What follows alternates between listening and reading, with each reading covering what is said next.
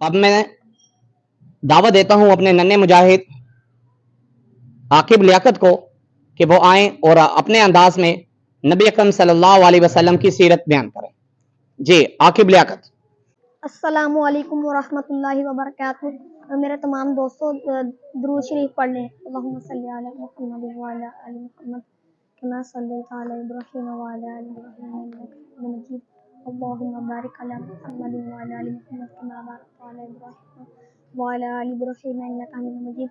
حضرت ابراہیم علیہ السلام کے دو بیٹے تھے، حضرت اسماعیل اور حضرت اسحاق، اور ان کی آل سے حضرت یعقوب علیہ السلام، حضرت یوسف علیہ السلام اور حضرت داؤد علیہ السلام، حضرت عیسیٰ علیہ السلام تک حضرت اسماعیل علیہ السلام کی آل میں کوئی نبی نہیں ہوا. اس کے بعد حضرت صلی اللہ علیہ وسلم کی پیدائش ہوئی. حضرت محمد صلی اللہ علیہ وسلم کی پیدائش کے 6 ماہ پہلے ان کے والد وفات پا گئے. حضور صلی اللہ علیہ وسلم کی پیدائش کے 2 سال بعد ان کی پرورش ان کی والدہ بی آمنہ نے کی.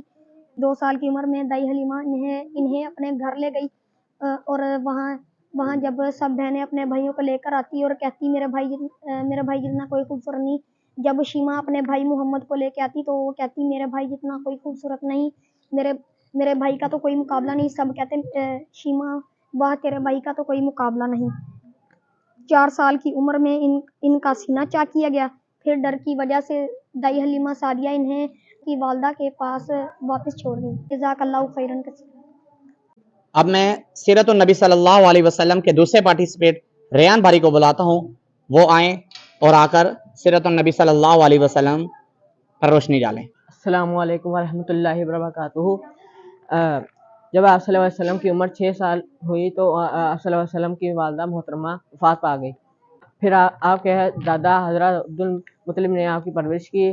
8 سال کی عمر میں حضرت آپ کے دادا جان بھی وفات پا گئے. پھر چچا ابو طالب نے آپ صلی اللہ علیہ وسلم کی پرورش کی. آپ صلی اللہ علیہ وسلم کے چچا حضرت عبدالمطلب آپ کو کبھی اکیلا نہیں چھوڑتے تھے، اور 12 سال کی عمر میں حضرت آپ صلی اللہ علیہ وسلم اپنے چاچا کے ساتھ شام کے سفر کے لیے روانہ ہوئے.